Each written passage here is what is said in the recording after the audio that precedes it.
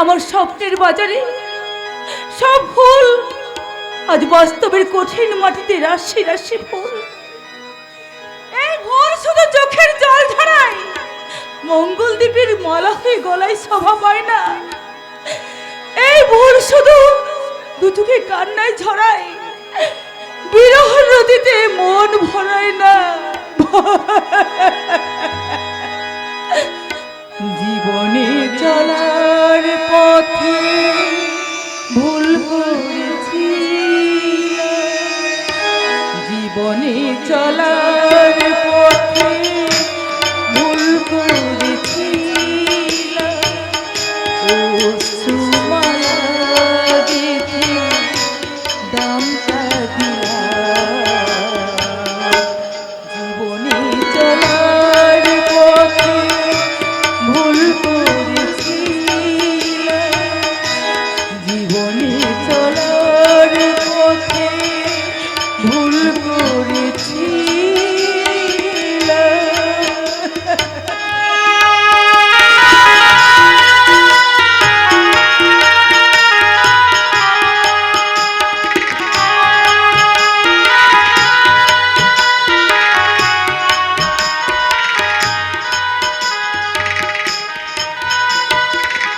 জানি না কি আছে কপালে লেখা,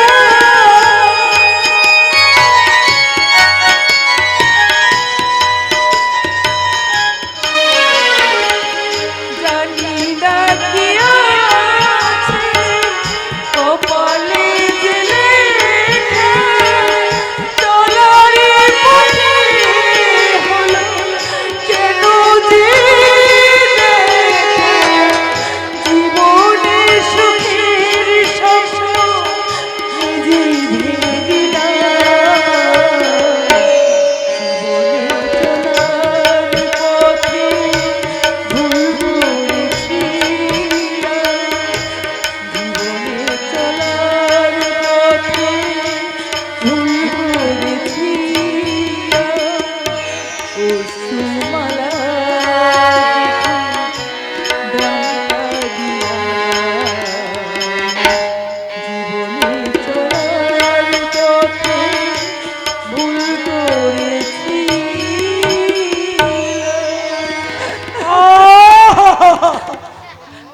গান তো নয়, যেন বুক ফাটা রাতের নাগর পগার পার আমরা তোমার গলার হার। হ্যাঁ। তোমার গুঁড়ো গয়রম দাদা আর বুড়ো হলো মনটা সাদা। সালা মহা ভুলে গেছে। কি বলতে চাইছেন আপনারা? এই যে ভুল গোপালে মেরেছে গুল। তাই তো তোমার গয়া দাদা এনেছে কানের দুল। কেন? মানে বিয়ে কার? তুমি তো সবই জানো বকুর রানী। ওই গয়ারাম বাবুর বহুদিন হলো স্ত্রী পটল তুলেছে, তাই দ্বিতীয়বার বিয়ে করতে চাইছো? হ্যাঁ ঠিকই ধরেছো, বুদ্ধিমতী মেয়ে। দেখুন, প্রথম থেকে কিন্তু আপনাদের কথাবার্তা আমার ঠিক মনে হচ্ছে না। কেন কেন কেন? প্রথম থেকেই তো আমি মধুর ব্যবহারে তোমাকে পটাবার চেষ্টা করছি। ফটকে মুখ সামলে কথা বলবেন। আপনার বয়স তো গুরুজন, কিন্তু আপনাদের মন যে এত নোংরা তা আমার জানা ছিল না। পথ ছাড়ুন, আমার দেরি হয়ে যাচ্ছে। তোমার ওই পীড়িতের নাগল গোপাল তোমাকে তো ভক্তি মেরে ফাঁকি দিয়ে চলে গেছে। বলি তা এখন এত তেজ কিসে? সাবধান জানোয়ার দল, দ্বিতীয়বার এই কথা উচ্চারণ করলে এই গায়ের মেয়ে মুকুল কিন্তু উচিত শিক্ষা দেবে। ফটকে তাড়াতাড়ি বলুন ফটকে। ঠিক আছে, আমার নাম গয়ারমকু। টাকা চড়ালে ওই তোর মতন মেয়ে আমার পায়ের কাছে গড়া গড়ি খাবে। সেই দুর্ভাগ্য যদি কোনোদিন আসে, তাহলে ওই নদীর জলে আমি ঝাঁপ দিয়ে আত্মহত্যা করবো। তবু কোনোদিন তোমার মতো বুড়ো শুকুনের খাদ্য হয়ে আমি নিজেকে সমর্পণ করব না, কিছুতেই না, কিছুতেই না। ছি ছি ছি রে বকুল ছি, ছি ছি ছি রে বকুল ছি রে ছি রে ছি। রঙকে কিনলি তুই বকুল তোর গয়াকে কিনলি না, ধানকে কিনলি তুই বকুল তোর গয়াকে কিনলি না। ছি ছি ছি রে বকুল, ছি ছি ছি রে বকুল, ছি রে ছি রে ছি। এই আপনার মতো, এই আপনার মত মহৎ মানুষের কথা একবারে পায়ে করে ঠেলে দিল, আবার মুখের ওপর বলে দিল যে নদী চাই আমাকে বিয়ে করবে। ও জানে না আমার পায়েরটা বুড়ো হলো, আমি এখনো তাজা তরুণ, যাকে বলে যুবক যুবক, যাকে ডাক ওই ছোড়া গোপালের বিরোহী কাতর হয়ে আছে। তুমি বলো না একবার শেষ চেষ্টা করে দেখো, ওই দিনু মাস্টারকে পটিয়ে যদি রাজি করতে পারে ভালো, নইলে গয়ারাম করে অন্য রাস্তা ধরতে বাধ্য হবে। হ্যাঁ, এই দিনু মাস্টারকে রাজি করালেও কিন্তু পলাশটাকে রাজি করানো বড়ই কঠিন। একবার যদি জানতে পারে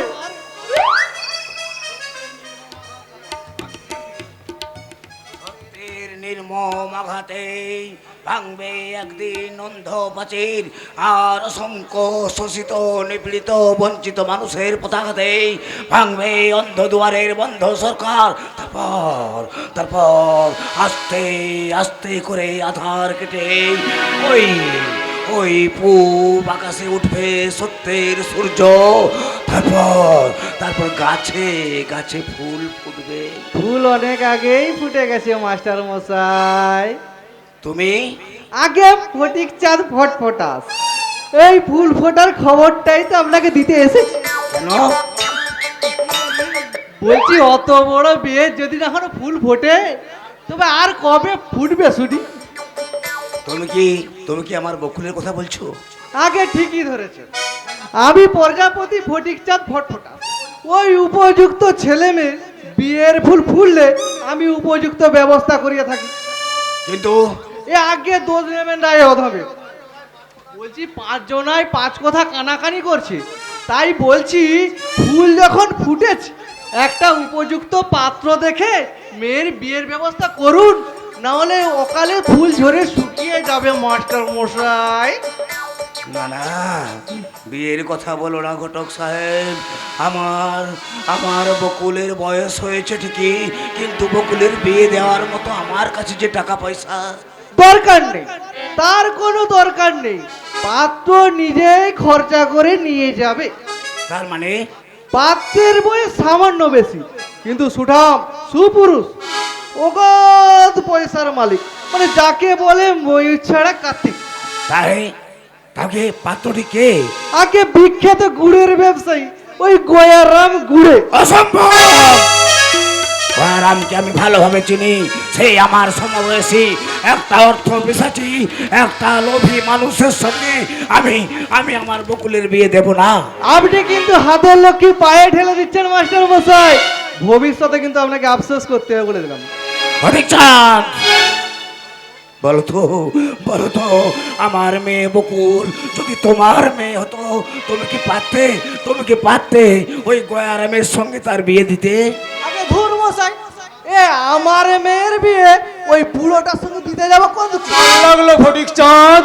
আগে বল জানোয়ার, কত টাকার বিনিময়ে তুই আমার বোনকে ওই শয়তানের হাতে তুলে দিতে চাস? বলা আমি বলো, এই পলাশ আমার খেটে খাওয়া মানুষের একজন। এতদিন শুধু পলাশকেই দেখিস নি তার রুদ্র ভৈরব লাল রং। বল বল জানোয়ার, বল কত টাকার বিনিময়ে আমার বোনকে বিক্রি করতে চাস? বল। না বাবা না, এই শয়তানটাকে আজ আমি গলা টিপে শেষ করে দেবো। মাস্টার মশাই বাঁচান। পলাশ, মনে রেখো, অন্যায় করে অন্যায়ের প্রতিকার করা যায় না। দেশে এখনো আইন আছে পলাশ। আইন? কোন আইনের কথা বলছো বাবা তুমি? কোন আইনের কথা বলছো?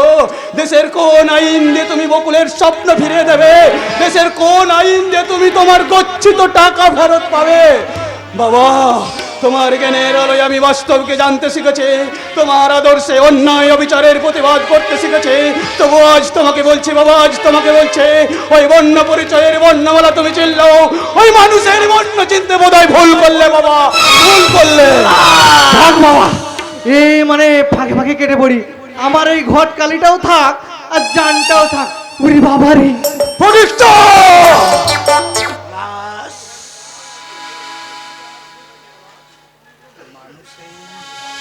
মানুষের বর্ণ চিনতে আমার ভুল হয়নি পুলাস, শুধু ভুল হয়েছে মানুষ গড়তে।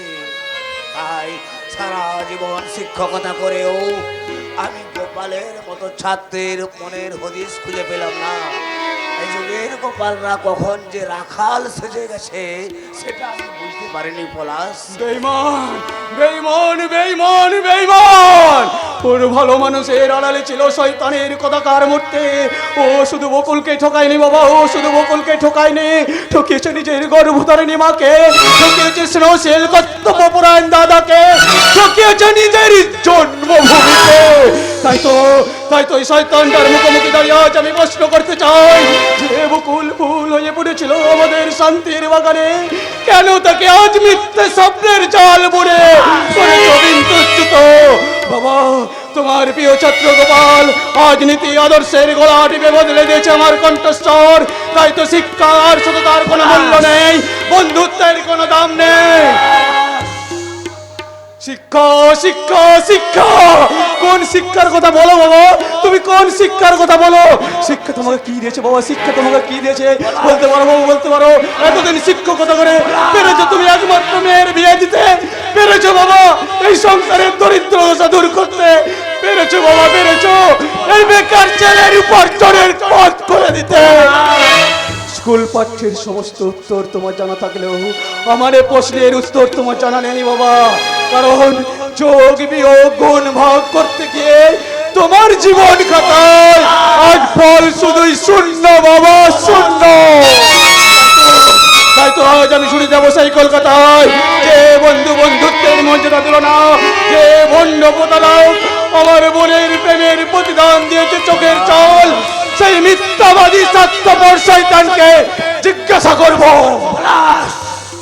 সে বড়লোক ডাক্তারের মেয়েকে বিয়ে করে সুখী হয়েছে কিনা? বকুল, না না, আমার কোনো দুঃখ নেই, কোনো অভিযোগ নেই। হয়তো ডাক্তারের বউ হিসেবে আমি তার যোগ্য নই, তাই তাই তো আমার মতো গোপালটাকে তিরস্কার না করে ওদের তোমরা আশীর্বাদ করো, ওরা যেন সুখী হয়। ওকে ওকে তুমি বুঝতে পারো দাদা, ও যেন চির দুঃখিনী মাটাকে ভুলে না যায়, তার বড় দাদাকে ভুলে না যায়। বকুল, ওরে ওরে বাবা, আমার তোকে সান্ত্বনা দেবার মতো আমার ভাষা নেই। তপ্ত মরুভূমি ঢুকে এক বুক তৃষ্ণা নিয়ে ছুটে যে আমি দেখেছি, কিন্তু ওখানে ওখানে কোনো জল নেই, আছে শুধু মরুভূমির মরুচিকা। বাবা! মরুভূমির মরুচিকা। বাবা, আমাকে আমাকে তুই ক্ষমা করিস মা। উপযুক্ত মেয়ের সঠিক সময়ে বিয়ে দিতে না পারা একজন অপদার্থ বাবার যে কত জ্বালা, সেই কন্যাদায়গ্রস্ত পিতার জ্বালা আমার মতো কেউ নাই। তবু তবু আমি তোর বিয়ে দেব, আমি তোর সঠিক সময়ে বিয়ে দেব। তন্ন তন্ন করে খুঁজবো, গ্রামে গঞ্জে তোলপাড় করে খুঁজবো একটা মানুষ, যে মানুষ শিক্ষার মর্যাদা জানে, যে মানুষ মানুষের বিপদে পাশে দাঁড়ায়, যে মানুষ সত্য কথা বলে, সেরকম মানুষের হাতে তোকে আমি তুলে দেব। বাবা, কাঁদ, কাঁদ ওরে হতভাগী কাঁদ, আর চিৎকার করে কেঁদে তোর পাষাণ হৃদয়টা একটু হালকা করে নে রে মন, একটু হালকা করে নে। কাঁদতে আমি ভুলে গেছি দাদা, ভুল করে আমি রঙিন কাঁদকে কাঞ্চন মনে করেছি, অমৃত ভেবে যে আমি গরল পান করেছি, তাই তো কাঁদতে আমি ভুলে গেছি দাদা, কাঁদতে আমি। বকুল, বকুল যাস না, তোর কান্না যে আমি সহ্য করতে পারি না রে বোন, তোর কান্না যে আমি সহ্য করতে পারি না। তোর দু চোখ দিয়ে অশ্রু ঝরে বললে মনে হয় যেন আমার শরীর থেকে ফোঁটা ফোঁটা রক্তবিন্দু ঝরে পড়ছে। বকুল, বকুল।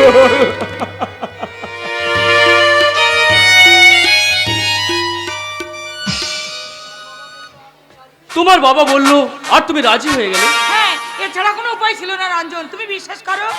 কিন্তু আমি ভাবতে পারছি না অদিতি এইভাবে শেষ হয়ে যাবে আমাদের ভালোবাসা। তুমি ভুল করছো রঞ্জন, ভালোবাসা কোনোদিন শেষ হয় না, ভালোবাসার কোনোদিন মৃত্যু হয় না। অদিতি, ইয়েস, আমার বিয়ে হয়ে গেছে বলে তুমি একেবারে হতাশ হয়েও না রঞ্জন। তোমার আমার পুরনো সম্পর্ক কিন্তু আগের মতোই থাকবে। তবে তবে গোপনে আইনি গোপন অভিমান। এতদিন তোমার সাথে মেলামেশা করে আজ আমি তোমার চেল্লে পারলাম না দিদি। তাই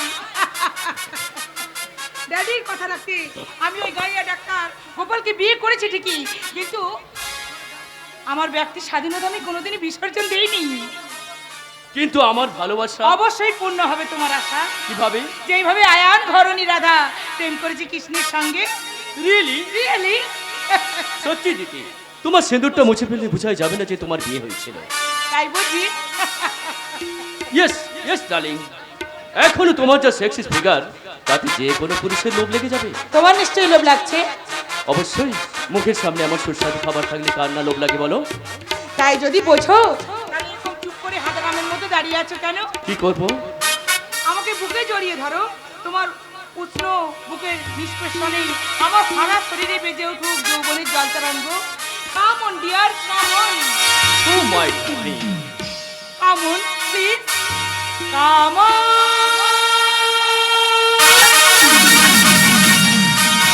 মাই ডার্লিং।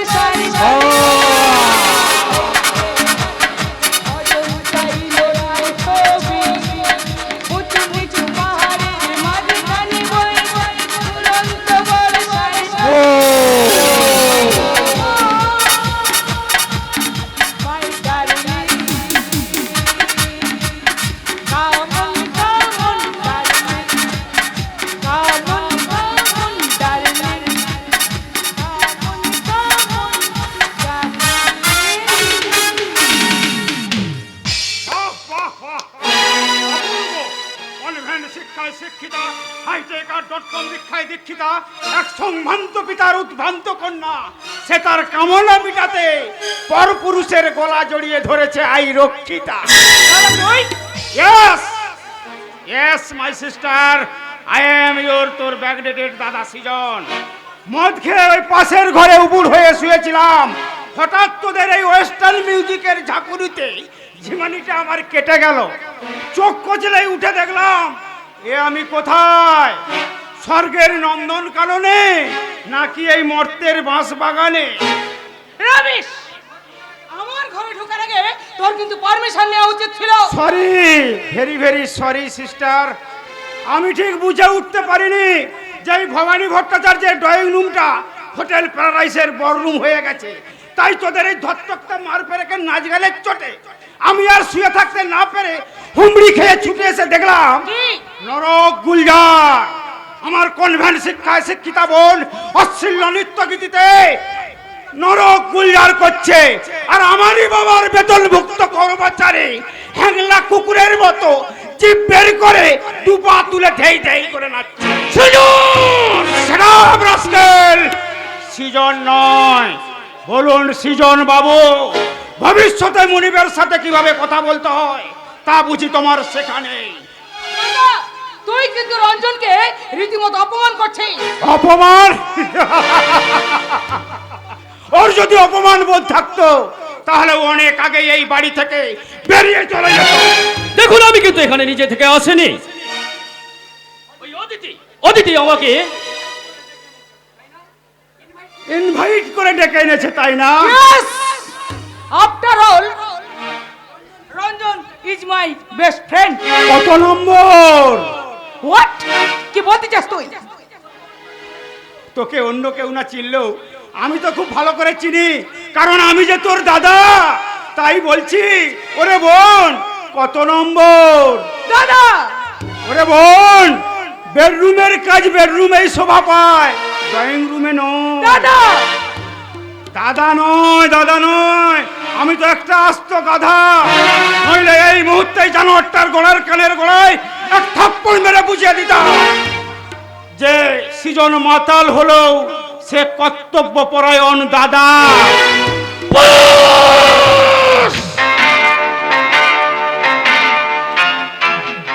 एक बात कान खोल कर सुन ले सृजन बाबू, रंजन राय वेरी बैड बॉय। अगर जिंदगी से अच्छी तरह से जीना चाहता हो, पानी अरे नजर से कभी खिलना नहीं, क्योंकि आग जलाता है पानी डुबोता है, लेकिन रंजन तड़पता है। আজকের এই অপমানের কথাটা আমার ভালো করে মনে থাকবে সৃজন বাবু। আরেকটা কথা মনে রাখবেন, ফুল ফুটলেই কিন্তু ভ্রমর আসবে, কারণ ভ্রমর না আসলে ফুল ফুটবে।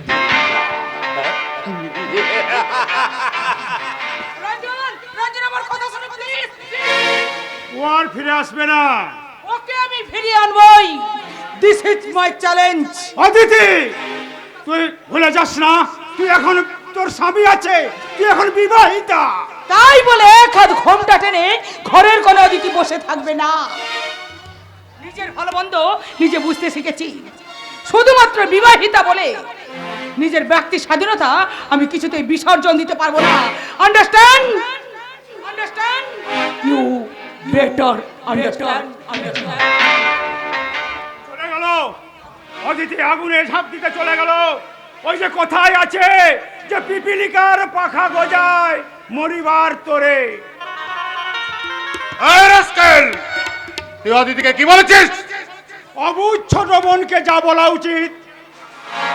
এই হেয়ালি ছেড়ে সোজা কথায় উত্তর দে। খেয়ালি বাপকে হেয়ালি করে না বসলে সে বুঝবে কি করে? সৃজন, স্বাধীনতার স্বেচ্ছাচারিতা এক নয় বাবা। তোমার ওই বিশ্বস্ত কর্মচারী রঞ্জনকে আমি মেলামেশা করার সুযোগ করে দিয়েছি। আবার আমি রঞ্জনকে দাবার গোটের চাল হিসাবে ব্যবহার করেছি, আর ওই চালেই আমি কিস্তি মাত করতে চাই। তাহলে ওই পলাশ ডাঙ্গার গোপাল লিগেল হাজবেন্ড, ও কিন্তু অদিতির কোনো ব্যক্তিগত স্বাধীনতায় হস্তক্ষেপ করবে না। যাক, তোর এসব মাথায় ঢুকবে না। না ঢুকাই ভালো। যে বাবা তার নিজের মেয়েকে নিজের স্বার্থের চায় ব্যবচার নিয়ে দেয়, সে বাবার শ্রীচরণে শত কোটি প্রণাম। সৃজন!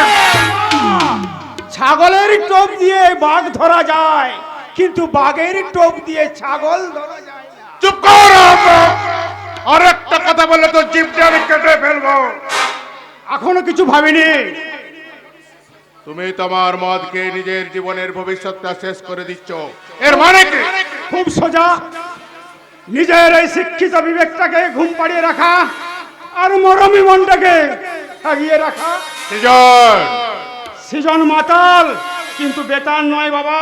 তাই তোমার কাছে আমি হাত জোড় করে অনুরোধ করছি, ওই গোপালের পায়ে ঘচ্চা মেয়ের বেড়ি পড়ে না রেখে ওকে ওর দুঃখিনী মায়ের কাছে যেতে দাও বাবা, তাতে তোমার মেয়েরই মঙ্গল হবে। সৃজন বাবা, সৃজন মদ খেয়ে রাস্তার ধারে দাঁড়িয়ে কুটে পড়ে থাকবে, তবু তোমার ওই দুধ ভাত খেয়ে তোমার ময়ূর পক্ষীর খাটে শুয়ে সে গরিবের সর্বনাশ করতে পারবে না, কোনোদিনও না, কোনোদিনও না, কোনোদিনও না। হতবাকা বংশের কুলাঙ্গা। আমি ওকে একজন ভালো ডাক্তার করতে চেয়েছিলাম, আর সে ডাক্তারিতে না যেয়ে মদ খেয়ে সারাদিন সাহিত্যের মধ্যে পড়ে আছে। পড়ে থাকো। আমি চেয়েছিলাম ও ডাক্তার হয়ে নাম যশ গাড়ি প্রতিপত্তি করে সমাজে একজন প্রতিষ্ঠিত ব্যক্তি হিসাবে দাঁড় করাবো, আর আমার যে সাম্রাজ্য, এই সাম্রাজ্যকে আমি আরো শিখরে তুলবো। কিন্তু ওই ছেলে আমার কথা আরো বাধ্য হচ্ছে। ওই অবাধ্য সন্তানকে কিভাবে সাহিত্যা করতে হয় এই ভবানী ভট্টাচার্য ভালো করে। সন্তান যদি অবাধ্য হয় তাকে বেশি কিন্তু প্রশ্রয় দেওয়া উচিত নয়। তাকে বেশি প্রশ্রয় দেওয়া উচিত হবে না ওই বাবা। সৃজনকে যাক সে কথা। তুমি এত তাড়াতাড়ি বাড়িতে ফিরে আসলে কি ব্যাপার? আজ একটা জরুরি অপারেশন ছিল বাবা, এবং অপারেশনটাও সাকসেসফুল হয়েছে। Good good, very good. আমি জানতাম তুমি সাকসেসফুল হবে এবং তোমার উজ্জ্বল ভবিষ্যৎ তুমি নিজেই করে তুলতে পারবে। এই সবই আপনার অনুগ্রহে বাবা। আপনার মতো উদার মনের মানুষ আমাকে আপনার পায়ে স্থান দিয়ে আপনি আমার জীবনের মোড় ঘুরিয়ে দিয়েছেন। না নইলে ব্যাপার না, তুমি এসব কথা বলো না। তুমি যেটা ভাবছো সেটা নয়। তুমি যেটুকুন করেছো উন্নতি নিজের চেষ্টাই করেছো, না হলে তুমি পলাশ টাকা 2 টাকার ডাক্তার হয়ে হাঁটুর উপর ধুতি পরে হাতে একটা ক্যাম্বিস ব্যাগ নিয়ে এদিক সেদিক ঘুরে ঘুরে বেড়াতে। ও কথা বলে আমাকে লজ্জা দেবেন না বাবা। আপনি আমার জন্য যা করছেন, আপনার এই ঋণ আমি জীবনে শোধ করতে পারবো না। সামনের মাস থেকে তুমি আমার নার্সিং হোমের পুরোপুরি দায়িত্ব নেবে। ডক্টর ছেত্রী আর ডক্টর মজুমদার তোমাকে সব রকম সাহায্য করবে। মনে রাখো, আমার নাম ভবানী। তোমার উন্নতি কি করে করতে হয় সেটা আমি ভালো করে জানি।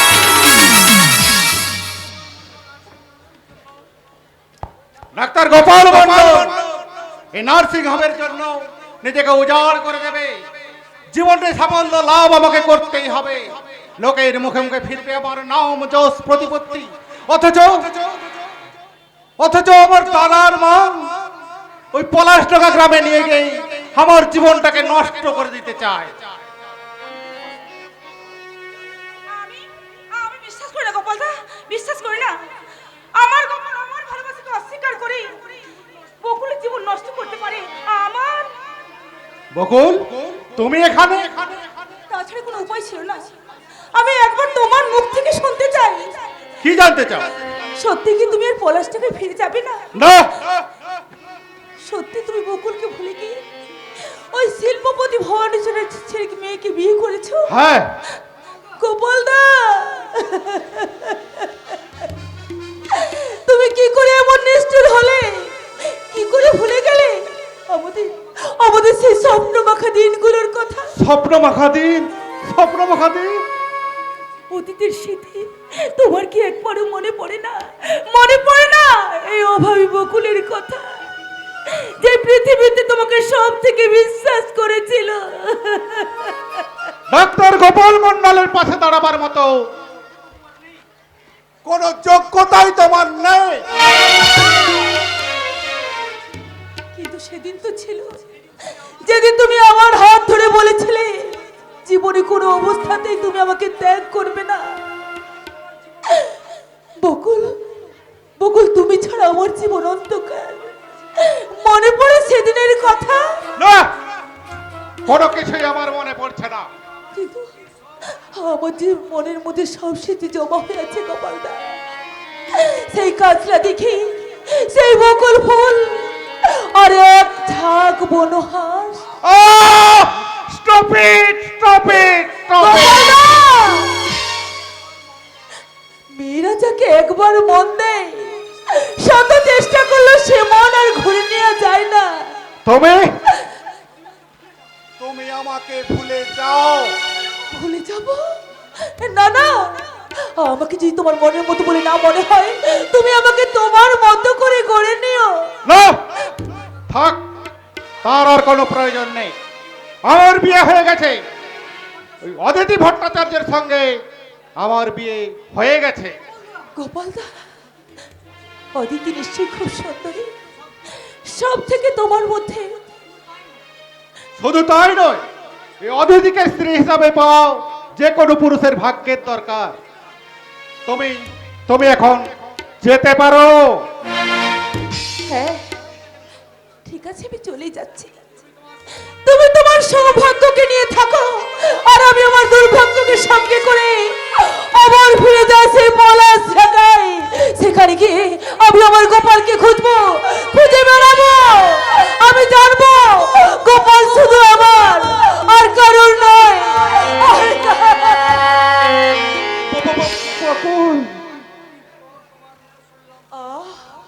কতদিন পর তোমার মুখে শুনলাম এই মধুর ডাক, বকুল। আর বোধহয় কোনোদিন আমি এই ডাক শুনতে পাবো না। এক রাস ব্যথা নিয়ে এই বকুল ধরে যাবে, চিরতরে মুছে যাবে এই বকুলের গন্ধ। বকুলের হেরা হেরা দেখছে আমাকে পাগল করে দেবে। কিন্তু আমি তো ওদের ভুলতে চাই।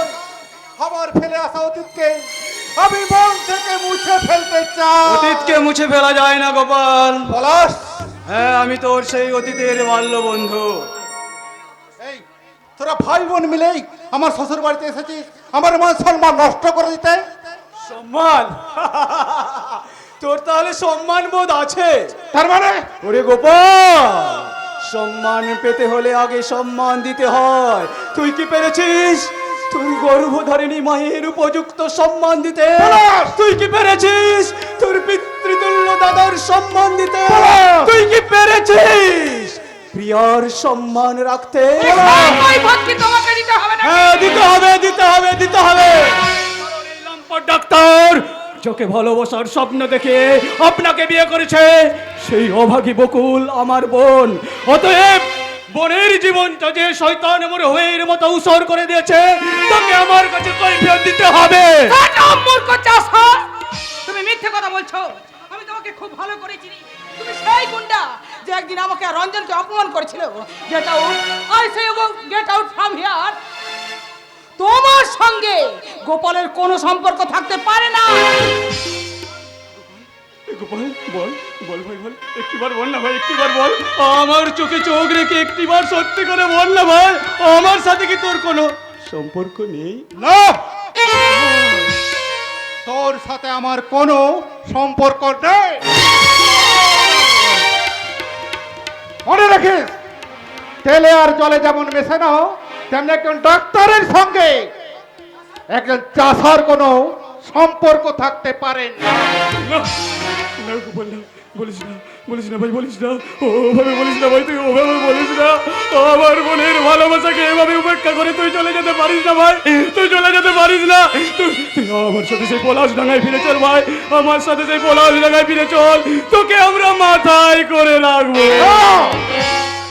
গ্রামে ফিরে যাওয়া আমার পক্ষে আর কোনো মতেই সম্ভব নয়। তোর মাঝে কেঁদে কেঁদে পাগল হয়ে যাবে। দেখ, তোর দাদার কথাটা একবার চিন্তা কর, তোর দাদার কথাটা একবার চিন্তা কর, যে দাদা ধার দেনা করে তোকে আজ এত বড় ডাক্তার হতে সাহায্য করলো, সে যে আজ নিঃস্ব পথের ভিখারি। আহ! কেন কেন আজে বাজে কথা বলে তুই আমাকে দুর্বল করে দিচ্ছিস? আমি তো বলছি আমার পক্ষে গ্রামে ফিরে যাওয়া আমার কিছুতেই সম্ভব নয়, সম্ভব নয়। I say you get out. এই মুহূর্তে এই স্থান ত্যাগ না করলে কি করবে? পায়ের জুতোটা কতখানি মজবুত সেটা একবার আমি পরীক্ষা করব। সাবধান দরিদ্র লালে, সাবধান। মনে রাখবেন, পাথরের সহ্যের সীমা আছে। আজ আমি চলে যাচ্ছি, যাওয়ার সময় বলে যাই ডাক্তার সাহেব, আজ যে শিক্ষার অহংকারে অর্থ আর সুন্দরী নারীর মোহে আজ দেবী তুল্য মায়ের বুকে বজ্রের আঘাত আনলে সেই অহংকার মায়ের দীর্ঘশ্বাসের আগুনে একদিন জলে পুড়ে ছাই হয়ে যাবে। ওরে গোপাল, তোর অভাগিনী মাঝি বড় আশা নিয়ে তোর ফেরার অপেক্ষায় পর গুনছে। চল চল ভাই চল, আমার সাথে তুই তোর মায়ের কাছে ফিরে চল। বন্ধু হয়ে নয়, দাদা হয়ে নয়, তোর প্রতিবেশী হয়ে আমি তোর কাছে হাত জড়ো করে অনুরোধ করছি ভাই, এই কুহুকিনীর মায়া জল ছিন্ন করে তোর মায়ের কাছে ফিরে চল। এই মুহূর্তে এই স্থান ত্যাগ না করলে আমি কিন্তু পুলিশ ডেকে তোমাকে অ্যারেস্ট করাতে বাধ্য হব। পুলিশ, মনে রাখো মেম সাহেব, পুলিশের ভয় পলাশ করে না। আমি ইচ্ছা করলে এই মুহূর্তে স্কাউন্ডেলটার গার্ড ধরে নিয়ে গিয়ে ওর মায়ের পায়ের তলায় ফেলতে পারি। চল ভাই চল, আমার সাথে তুই সেই পলাশ ডাঙায় ফিরে চল ভাই, পলাশ ডাঙায় ফিরে চল। ওই কোনোদিন আমি আর ওই ওজ পড়া গায়ে ফিরে যাব না, আর এটাই আমার শেষ কথা। চলো দিদি। ওকে ডার্লিং, ওকে। মনে রাখিস মূর্খ চাষা, ইচ্ছে করলে ওই চাঁদের আলো ভোগ করা যায়, কিন্তু চাঁদ কোনোদিনই ধরা যায় না। Understand? You better understand. Gopal, Gopal, Gopal, চলে গেলি। যে মায়ের বুকের সুধাপান করে আজ বড় হলি, যে মায়ের হাত ধরে আজ চলতে শিখলি, সেই মাকে পর করে বউকে আপন করে নিলি। যে দাদা নিজের সুখ স্বাচ্ছন্দ্য বিসর্জন দিয়ে নিজে না খেয়ে তোকে খাইয়েছে, নিজে না খেয়ে তোকে পড়িয়েছে, নিজে না লেখাপড়া শিখে তোকে আজ ডাক্তার হতে সাহায্য করলো, সেই দাদাকে লাথি মেরে শ্বশুরের পায়ে গড় করলি। তবে কি সংসারের প্রতি সন্তানের কোনো কর্তব্য নেই? কোনো কর্তব্য নেই, কোনো কর্তব্য নেই।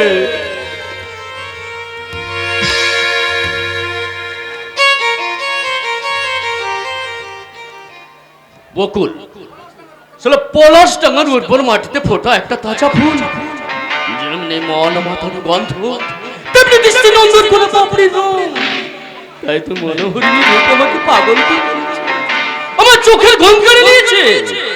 কিন্তু এই সিজনটা আমার পথে বাধা প্রাচীর হয়ে দাঁড়াচ্ছে। রঞ্জন, কে তোমার পথে প্রাচীর হয়ে দাঁড়াচ্ছে? আগে অপরাধ নেবেন না বড় বাবু, মানে আপনার সামনে নামটা বলতে আমি বড় সংকোচ বোধ করছি। রঞ্জন, আমি তোমাকে আমার নির্ভীক এবং বিশ্বস্ত ম্যানেজার হিসাবে জানি, সেই পরিচয়টা তো আরেকবার দিতে এসেছি বড় আর বাবু। সেটাই হবে তোমার আসল পরিচয়। বলো বলো, কে তোমার কাছে বাধার প্রাচীর হয়ে দাঁড়াতে চায়? আগে সৃজন, মানে ছোট বাবু। সৃজন কি করেছে? সৃজন কি করেনি তাই বল, দিন রাত মদ খেয়ে ওই ছোট লোকগুলোর সঙ্গে মেলামেশা করছে, আর ওই দীপু মাস্টারের অশিক্ষিত মেয়েটাকে নিয়ে ফুষ্টি নুষ্টি করে বেড়াচ্ছে। রঞ্জন, তারপর আপনার মান সম্মান নষ্ট হতে আমি দেব না।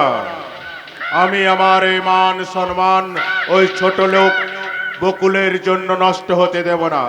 প্রয়োজনে চাপকে আমি ওই সৃজনের চামড়া তুলে নেব। যাও, তুমি এক্ষুনি পলাশডাঙ্গায় ফিরে যাও, আর ওই রঞ্জনকে কলকাতায় ফিরে আনার ব্যবস্থা করো। আগে বলবো, কিন্তু সে আমার কথা শুনবে বলে মনে হয় না। শুনবে, নিশ্চয়ই শুনবে। কারণ কারণ বেতনভুক্ত কর্মচারীর ভবিষ্যৎ মালিক কিছু অর্ডার করা বারণ বড় বাবু।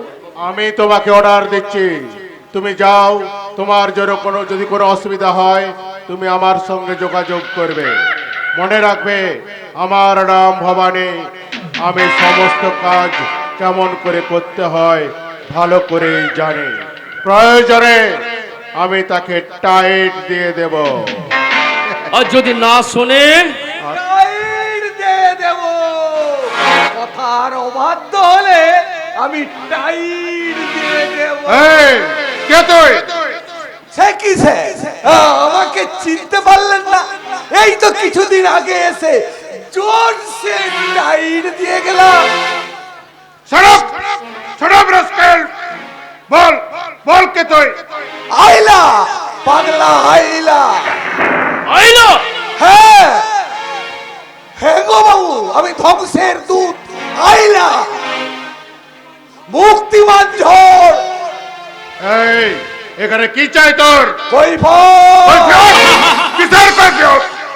কোন অধিকারে দুঃখিনী মায়ের কোল থেকে কেড়ে নিলে তার সন্তানকে? কোন অধিকারে ফুলের মতো নিষ্পাপ মেয়ের জীবন থেকে ছিনিয়ে নিলে তার বাগদত্তা স্বামীকে?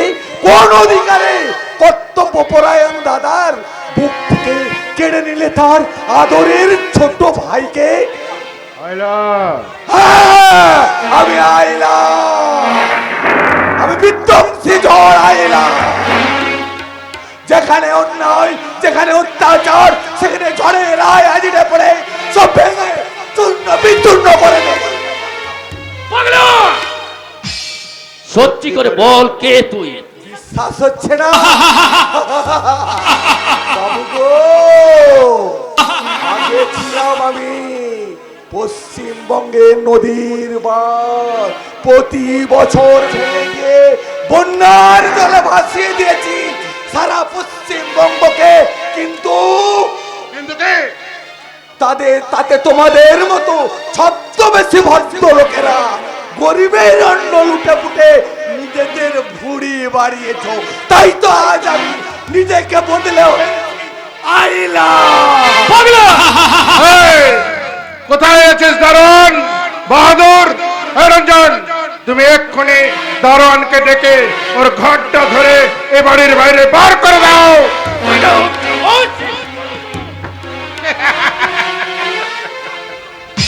আমার বাড়িতে পাগল ছাগল যদি ঢুকে না, ওদিকে ওইভাবে ঘাড় ধরে বার করে দেবে।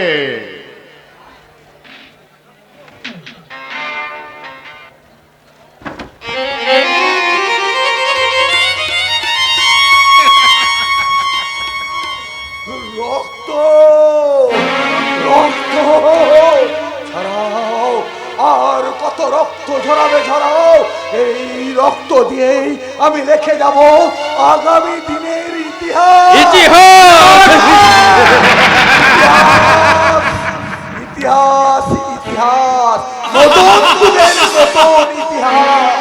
যে ইতিহাস পড়ে আগামী দিনের ছাত্র সমাজ তোমাদের মতো স্বার্থপর মানুষদের সঠিকভাবে চিনতে পারবে। না আইলা, অহংকার মিনার ভেঙে চূর্ণ বিচূর্ণ করতে আবার ছুটে আসবে আইলা।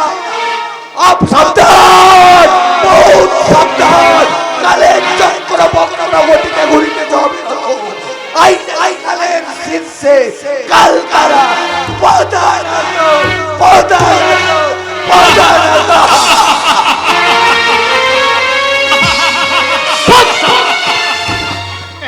যত সব পাগল ছাগলের আমদানি।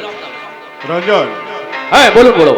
আচ্ছা তুমি একটু আগে ওই দিনী মাস্টারের মেয়ের কি জানো নাম? আগে বকুল। বকুল। আচ্ছা বকুলকে তুমি স্বীকার করতে না পেরে কি হতাশ হয়ে গেছো? না মানে শোনো কথাটা ঠিক বুঝলাম। শোনো, পলাশ ডাঙ্গাতে তোমাকে ম্যানেজারি করতে পাঠিয়ে তুমি যদি মনে করো আমি নাকে সরষার তেল দিয়ে ঘুমোচ্ছি, তাহলে তুমি ভুল করছো। আপনি? হ্যাঁ, ম্যানেজারের উপরে ম্যানেজারি করার জন্য আমার ওর উপরেও ম্যানেজার ফিট করা আছে, কথাটা তুমি মনে রাখবে। বলো বাবু। না না, তোমার হতাশ হওয়ার কোনো দরকার নেই। দিনু মাস্টারের মেয়ে ওই বকুলকে তুমি পাবে যদি তুমি আমার কথা মতো চলো। আপনার অনুগ্রহে তো বেঁচে আছি বড় বাবু। আপনি হলেন আমার মালিক, আপনার কথা শুনবো না এমন অকৃতজ্ঞ আমি নই। তাহলে যাও, আজই যে ওই দিনু মাস্টারের কাছে বকুলকে বিয়ের প্রস্তাব দাও। কিন্তু বকুল যে আমাকে পছন্দ করে না। কেন? আগে শুনেছি গায়ের কোনো এক গরিব ছেলেকে সে ভালোবাসে, আর সেই ভালোবেসে প্রতারিত হয়েছে। সে প্রতারক ছেলের নাম কি? গোপাল মন্ডল। গোপাল মন্ডল মানে? শুনেছি ডাক্তারি পাস করার পর শহরের কোনো এক কোটিপতি মেয়ের সঙ্গে নাকি বিয়ে হয়ে ঘর জামাই হয়ে রয়ে গেছে। সত্যি আমি অবাক হয়ে যাচ্ছি। আমি এই রঞ্জনের কথা শুনে আমি অবাক হয়ে গেলাম। কেন স্যার? কারণ পলাশডাঙ্গার যে বাঘ আজকে সে বিড়াল হয়ে গেল কি করে আমি ভাবতেই পারছি না। তার মানে একটা গায়ের মেয়ের পছন্দ অপছন্দকে তুমি গুরুত্ব দিচ্ছ আর তুমি তার জন্য চুপ করে বসে আছো। আগে তুমি তাড়াতাড়ি যাও, বাগান বাড়িতে গিয়ে ওই মেয়েটাকে তুলে নিয়ে আসো আর তোমার কামনাকে চরিতার্থ করো। কিন্তু কোনো কিন্তু নয়, তোমার পেছনে মনে রাখবে এই ভবানী ভট্টাচার্য আছে। কিন্তু সৃজন মানে ছোট বাবু যদি বাধা সে দেয়, যদি তোমার কাজে কোনো বাধা দেয় তাহলে সে বাধা আমার ছেলে হলেও রেহাই পাবে না। প্রয়োজনে তাকেও ওই বাধার রাস্তা থেকে তুমি সরিয়ে দেবে, কথাটা মনে রাখবে। ওকে ওকে বড় বাবু, আপনার প্ল্যান মতোই সেদিনের সেই অহংকারী বকুলকে আমি তুলে নিয়ে আসবো, ওর অপমানের প্রতিশোধ নেব। আমি খুব শীঘ্রই এই অহংকারী বকুলের কাছে আমার অপমানের বদলা নেব, ওকে বুঝিয়ে দেব। বেড বয় রঞ্জন রায় সে ভেরি ভেরি বেড বয়।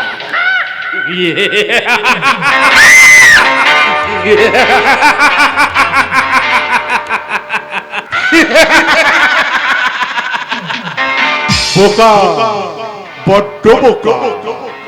আমার কথায় বিশ্বাস করে ও আগুনের ঝাঁপ মারতে চলে গেছে। ও জানে না আমার নাম ভবানী, কাকে কোথায় কিভাবে ব্যবহার করতে হয় সেটা আমি ভালো করে জানি। আমার মেয়ে অদিতি, তার চলার পথে যদি কোনো বাধা আসে সেই বাধাকে আমি আগে পরিষ্কার করে দিতে চাই।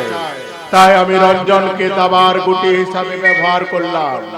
আর আমার ছেলে সৃজন ওই দিনু মাস্টারের মেয়ে বকুলকে যাতে না বিয়ে করে আমার বাড়িতে আনতে পারে তার জন্য তাকে আমি আগে থেকেই কলঙ্কিনী সাজিয়ে দেব। পারবে না বাবা, সতী সাবিত্রীকে তুমি কোনোদিনই কলঙ্কিনী সাজাতে পারবে না। কার কথা বলছিস মা? আমার নিজের কথা। কারণ তোমার এই সত্যবান মার্কা জামাতা এই অদিতিকে কোনোদিনই কলঙ্কিনী হতে দেবে না। কিন্তু ওই সময় আমি এই কলঙ্ক টলঙ্ক একদম বিশ্বাস করি না। অদিতি, 2-4 জন পুরুষ বন্ধুর সাথে মেলামেশা করলেই কেউ কোনোদিন কলঙ্কিনী হয় না। আমি তো তোমার স্বাধীনতায় কোনো বাধা দিইনি অদিতি। দিয়েছো পদে পদে তুমি আমাকে সন্দেহ করেছো। অদিতি, আমার ইচ্ছা অনিচ্ছায় কোনো গুরুত্ব না দিয়ে তুমি ভুল করেছো বাবা। জীবনে আমি অনেক ভুল করেছি, কিন্তু ভবানী ভট্টাচার্য জামাতা নির্বাচনে কোনো রূপ ভুল করেনি। বাই দা বাই, আজকে তোমার নার্সিংহোমের কাজ কত দূরে গিয়েছে?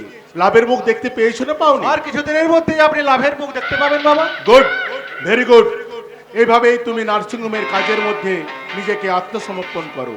মনে রাখবে অদিতি, হাজার তারার মাঝখান থেকে আমি ধ্রুব তারাকে ঠিক চিনে নিয়ে এসেছি।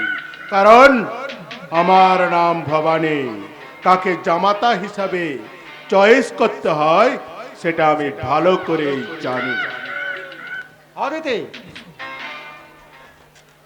আজ তুমি সত্যি করে আমাকে একটা কথা বলবে?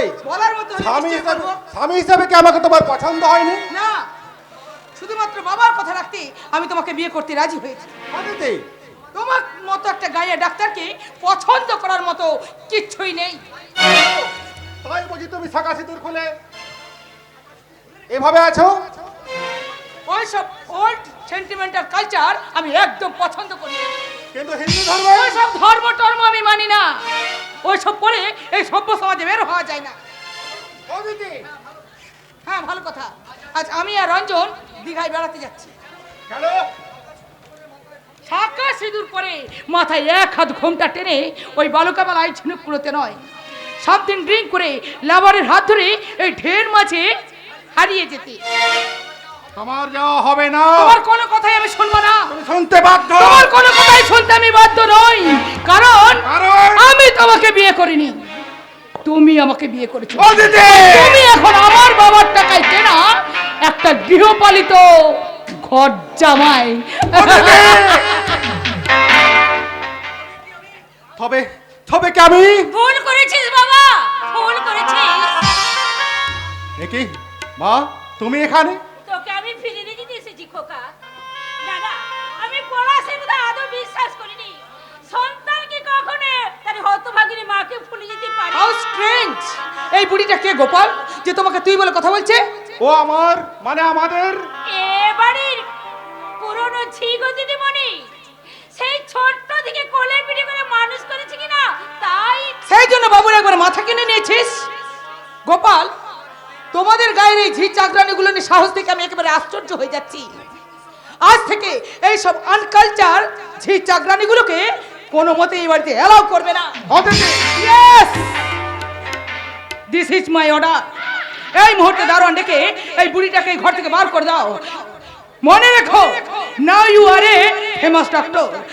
আর আশা করি একজন ডক্টর হিসেবে এইসব ভিখারিনী ঝি চাকরানিদের সঙ্গে কোনো সম্পর্ক রাখবে না। দিদিমণিকে কেমন বোকা বানালাম বলতো? আমি যে তোর মা সে কথা বুঝতেই দেইনি। হ্যাঁ রে, কিন্তু বাবা মেয়েটাকে তোকে এত বোকাঝোকা করছিল কেন? ওই বুঝি তোর মালিক? চুপ করো, তুমি চুপ করো। ভদ্রভাবে কথা বলতে শেখো। অদিতি আমার লিগেল ওয়াইফ, আই মিন আমার স্ত্রী।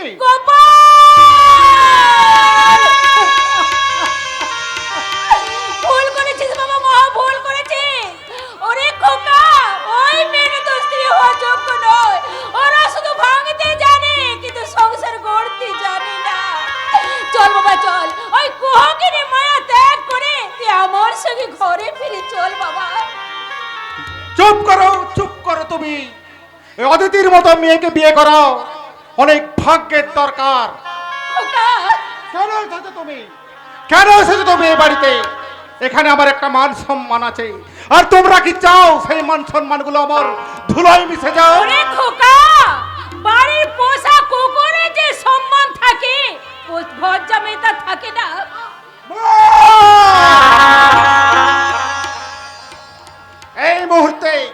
এই মুহূর্তে তুমি এই বাড়ি ছেড়ে চলে যাও।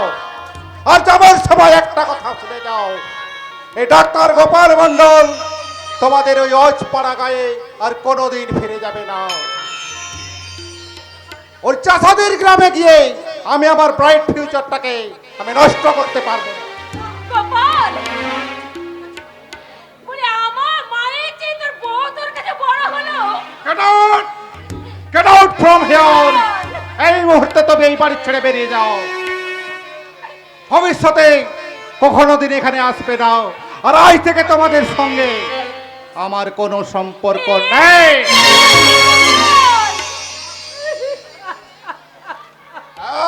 যেটা সত্য সেটাই বলছি। কিন্তু জিগ বকুল, যে মেয়েটা তোর ফেরার আশায় প্রতীক্ষা প্রহর করছে, ওই বকুল নামের কোনো মেয়েকে আমি চিনি না। তোর দাদা যে তার শোক ছন্দে বিসর্জন দিয়ে ছোট ভাইকে ডাক্তারি করে বলতে নিয়েছে, ওই একটা অশিক্ষিত মূর্খ চাষাকে দাদা বলে পরিচয় দিতে আমার ঘেন্না করে। সংসারের প্রতি তোর কোনো কর্তব্য নেই। নেই। ওরে গোপাল, তুই কি আমার সেই গোপাল যাকে সন্তান হিসাবে পেতে কত দেবতা দাঁড়ে দাঁড়ে আমি ঘুরিয়ে বেরিয়েছি? তুই কি আমার সেই গোপাল? হ্যাঁ, আমি তোমার সেই গোপাল। বলো, কত টাকা বিনিময়ে তোমরা আমাকে মুক্তি দেবে? কত টাকা তোমাদের চাই? বলো কত টাকা? ওরে গোপাল, টাকা দিয়ে মায়ের স্নেহের দাম মেটানো যায় না। টাকা দিয়ে পিতৃতুল্য বড় দাদার স্নেহের ঋণ শোধ করা যায় না। টাকা দিয়ে প্রিয়র ভালোবাসার দাম শোধ করা যায় না রে গোপাল। আমি তোর কাছে হাত জোড় করে বলছি বাবা, অর্থ নারীর মোহ ত্যাগ করে তুই গ্রামে ফিরে চল বাবা, তুই গ্রামে ফিরে চল। না, আমি আর কোনোদিনই ওজ পড়া গায়ে ফিরে যাব না। আশা করি আমার এই কথাটা তোমার বুঝতে অসুবিধা হয়নি। ওরে অকৃতজ্ঞ বেঈমান! কি বললি? আমি অকৃতজ্ঞ? আমি বেঈমান? তো তবে দূর হয়ে যা সামনে।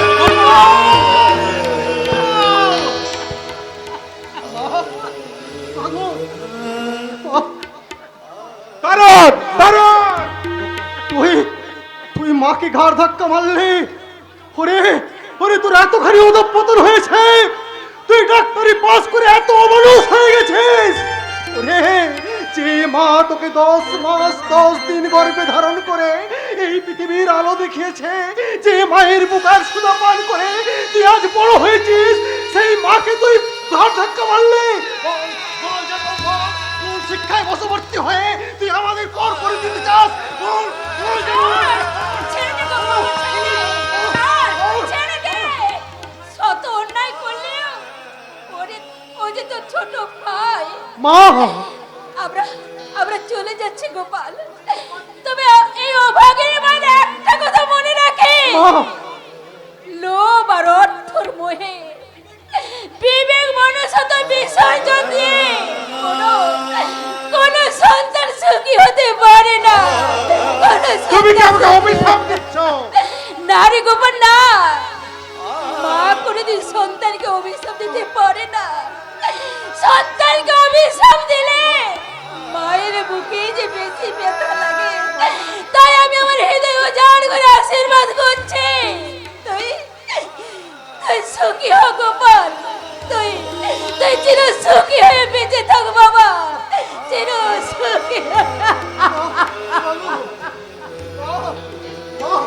ঠিক শতধিক শতধিক তোর শিক্ষায়, তোর মেয়ে কি শিক্ষায় শিক্ষিত হয়ে বিলাসের সমুদ্রে বেঁচে থাকার চেয়ে মূর্খ অশিক্ষিত চাষি হয়ে বেঁচে থাকা অনেক সুখে, অনেক শান্তি।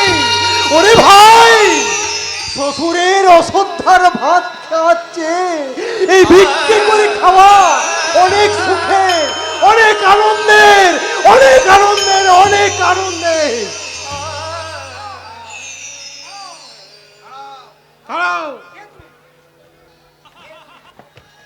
দাঁড়াও, কে তুমি? আমি আমি এক অভাগা চাষা গো বাবু।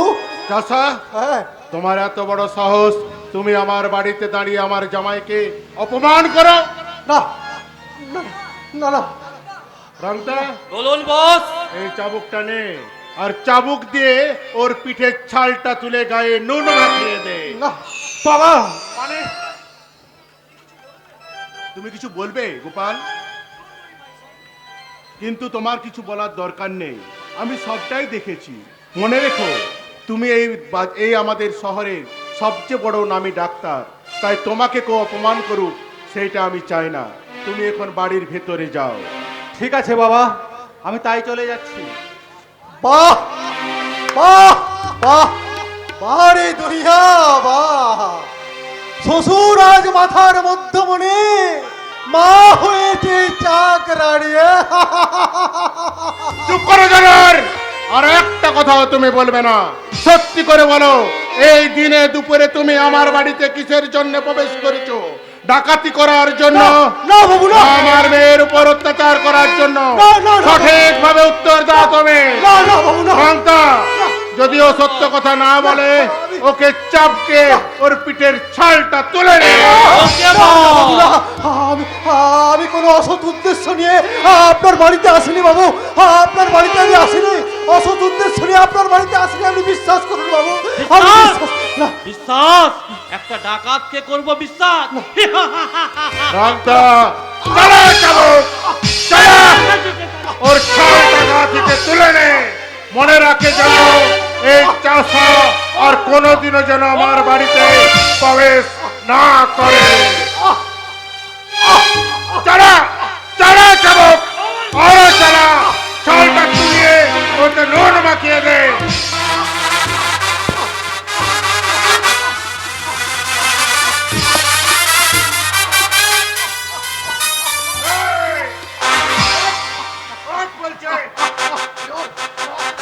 জল দে,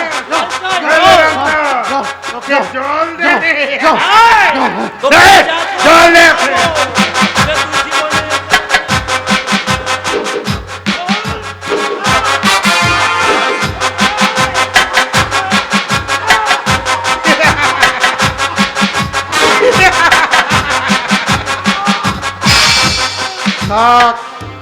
আজকের মতন থাক, আর এটাকে দুটো পায়ে দড়ি বেঁধে ঘরের বাইরে ফেলে দিয়ে আয়, কারণ পুলিশের ঝামেলা হতে পারে। ওকে ও বস। যেন মনে রাখে আমার নাম ভবানী, কিভাবে টাইট দিতে হয় সেটা আমি ভালো করে জানি। আজ তোকে ছেড়ে দিলাম, ভবিষ্যতে যদি কোনদিন এই বাড়িতে ঢুকিস তোর গলা কেটে বস্তায় ভরে নদীর জলে ফেলে দিয়ে আসবো। কথাটা মনে থাকবে।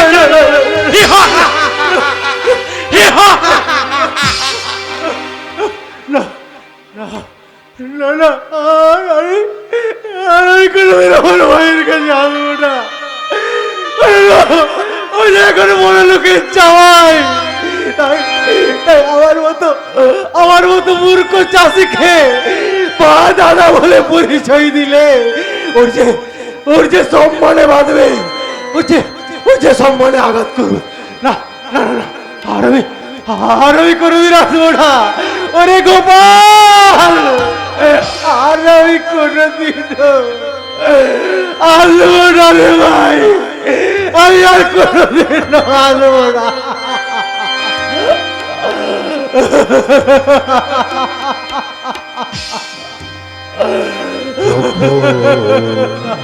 এমন জীবনটা মনে হয় ব্যর্থ আবর্জনা, ভাবি গঙ্গায় ছাপ দি রেলের লাইনে মাথা রাখি, কে যেন হঠাৎ বলে আয় কোলে আয়, আমি তো আছি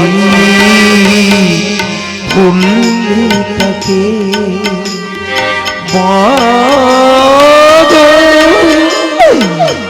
সে কি তুমি মাগো, সে কি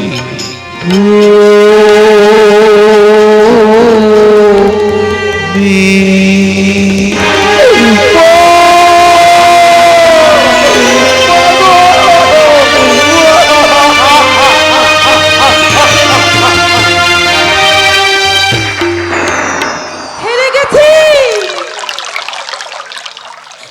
এই পোড়ামরির সঙ্গে যুদ্ধ করতে করতে আজ আমি জীবন যুদ্ধে হেরে গেছি।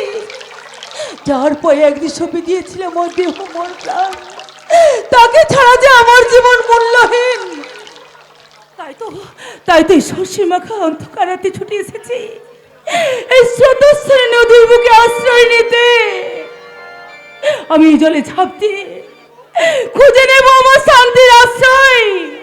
ওগো ওগো পূর্ণ শস্যে মাখা সাথে তুমি একবার মুখ লুকাও ওই মেঘের পরে। ওগো বিশ্ব পরাশর জ্যোৎস্না, তুমি তোমার ওই হাসি হেনে আলোকিত করে রেখো না। অন্ধকার দাও আমাকে মরার জন্য, অন্ধকার দাও, অন্ধকার দাও।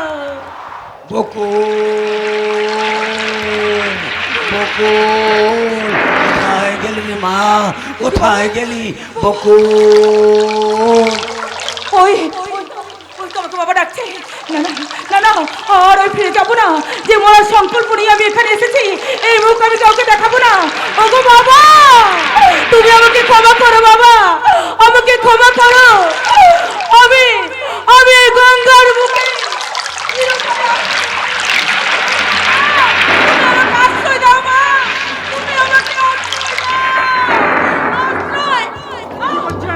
আমার ছেড়ে দিন, আমার ছেড়ে দিন। কি করছেন? সামনে উত্তাল নদী, ঝাঁপ দিলে অনিবার্য মৃত্যু।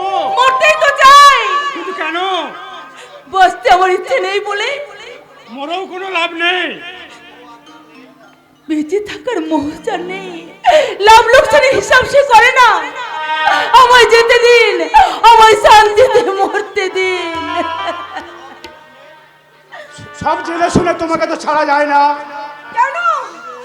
বিবেক মনুষ্যত্ব এখনো শেষ হয়ে যায়নি বলেই। দয়া করে আমাকে ছেড়ে দিন। আমি আত্মহত্যা করে এই আত্মগ্লানি থেকে মুক্তি পেতে চাই। মৃত্যু অনিবার্য, কিন্তু তবু তোমাকে আমি বাধা দেব। বাধা দেবেন? কিন্তু কেন, কোন অধিকারে? ভালোবাসার অধিকারে। না, পুরুষের ভালোবাসা মিথ্যে প্রবঞ্চনা ছাড়া আর কিছুই নয়। তাই প্রতারক পুরুষের ভালোবাসা আমি বলতে চাই না। পথ ছাড়ুন, আমার যেতে দিন। তুমি ফিরে যাও তোমার ঘরে। ফেরার সব পথই যে আমার বন্ধ। বকুল, যে মুক্তির সংকল্প নিয়ে আমি এসেছি, সেই কালা মুখ নিয়ে আমি কিছুতেই ফিরে যাব না, কিছুতেই ফিরে যাব না। মাতার সিদ্ধান্তে যদি তোমার বিশ্বাস হয়, তাহলে তুমি আমার সঙ্গে আমার বাড়ি যেতে পারো। আপনি সংসারের ভালোবাসা কি জিনিস তা আজও আমি পাইনি, ভালোবাসার উপলব্ধতা আজ আমি ভুলতে পারিনি। তাই তাই আমাকে যদি তোমার বিশ্বাস হয়, যার মন প্রাণ ভেঙে টুকরো টুকরো হয়ে গেছে, সে তো অন্য কাউকে ভালোবাসা দিতে পারে না। আমার তো দেওয়ার মতো কিচ্ছু নেই। আমি তো তোমার কাছে কিছু চাইনি বকুল। আপনি না, আর আপনি নয়, বলো তুমি। মা গঙ্গার বুকে যার ঠাই হলো না, সেই কলঙ্কিনীকে আপনি ঘরে ঠাই দেবেন? হ্যাঁ দেব, কারণ কারণ তুমি তো কলঙ্কিনী নও, তুমি তো গঙ্গার মতো পবিত্র পুণ্যতেও। এসো এসো আমার সঙ্গে এসো। একটু দাঁড়ান। এই নির্জন নিশুতি রাতে চাঁদ তারার নদীকে সাক্ষী রেখে আমরা নবজন্মের নবদেবতাকে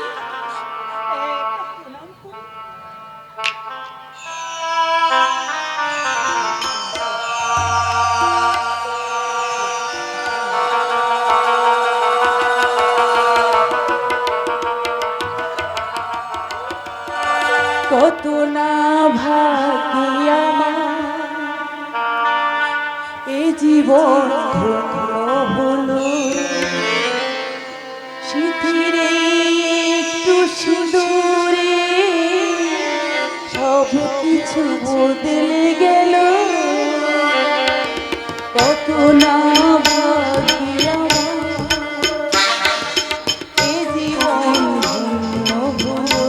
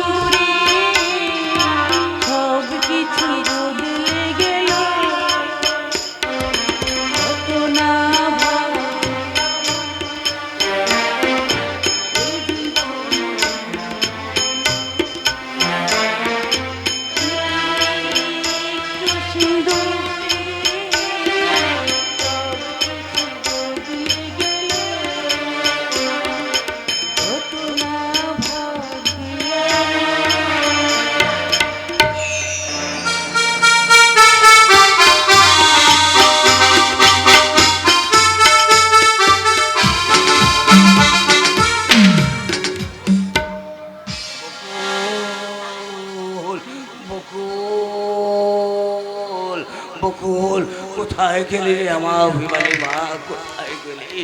ফিরে আয়, ফিরে আয়, তোর বাবার শূন্য বুকে তুই ফিরে আয় মা। বকুল শূন্য এ বুকে পাখি মোরা ফিরে আয় ফিরে বল, কোথায় গেলি রে বাবা, কোথায় গেলি? ওরে বাবা, আর মুখে দিস। পাখি মোরা ফিরে আয় আর মুখে তুই ফিরে আয় মা, তুই ফিরে আয়। বকুল, ফিরে আয়। আমি পারিনি, আমি তোর বিয়ে দিতে পারিনি, আমি আমার তোর সঠিক বয়সে বিয়ে দিতে পারিনি। ফিরে আয় মা, ফিরে আয়। তোরে না হেরিয়ে সকলের ফুল অকালে ঝরিয়া যায় শূন্য এ বুকে পাখি মোর ফিরে আয় ফিরে ও মাঝি ভাই, ও মাঝি ভাই, তুমি কি আমার বকুলকে দেখেছো? আমার মেয়েটাকে দেখেছো? অভিমানী মেয়ে কোথায় চলে গেল? ফিরে আয়, ফিরে আয় মা, আর তোর বাবার শূন্য বুকে তুই ফিরে আয় মা। কেন কেন এমন হলো? অভিমানী অভিমানী মহামার লক্ষ্য চোখে অন্তরালে হারিয়ে গেল। গোপাল, বাবাকে বাবাকে আমি আমার সর্বস্ব দিয়ে ডাক্তার করেছি, তুমি আমাকে শেষ করলে, আমার মেয়েটাকে শেষ করলে। বকুল, বকুল, ফিরে আয় মা, ফিরে আয়, আমার শূন্য বুকে তুই ফিরে আয় মা।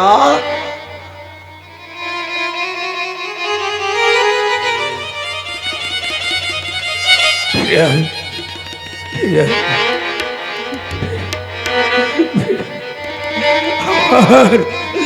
আমার শূন্য বুকে তুই ফিরে আয় মা, তুই ফিরে আয়।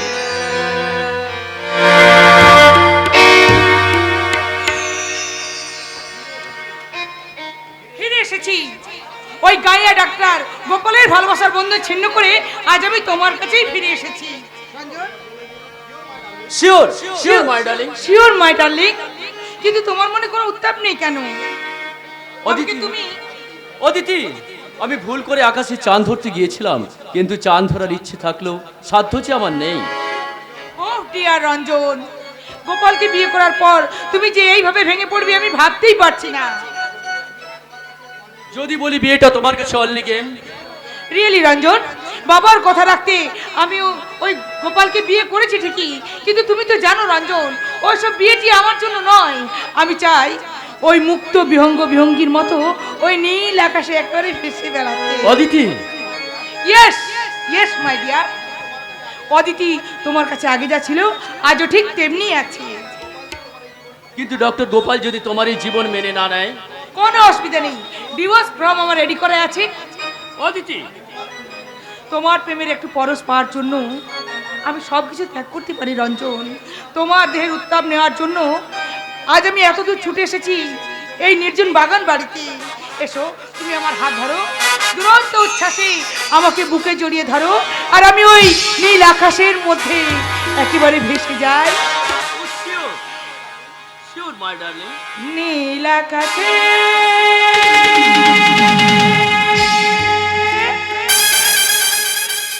মাঝে গিয়ে মোরা ভাসবো,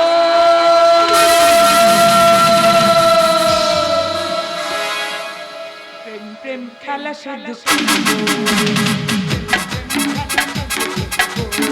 নীল আকাশে মাঝে গিয়ে মোরা ভাসবো, প্রেম প্রেম খেলা শুধু প্রেম প্রেম খেলা শুধু নীল আকাশে।